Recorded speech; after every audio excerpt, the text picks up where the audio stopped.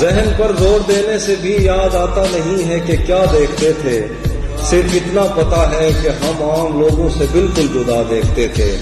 تب ہمیں اپنے پرکھوں سے ورثے میں آئی ہوئی بد دعا یاد آتی، جب کبھی اپنی آنکھوں کے آگے تجھے شہر جاتا ہوا دیکھتے تھے۔ سچ بتائیں تو تیری محبت نے خود پر توجہ دلائی ہماری، تو ہمیں چومتا تھا تو گھر جا کے ہم دیر تک آئینہ دیکھتے۔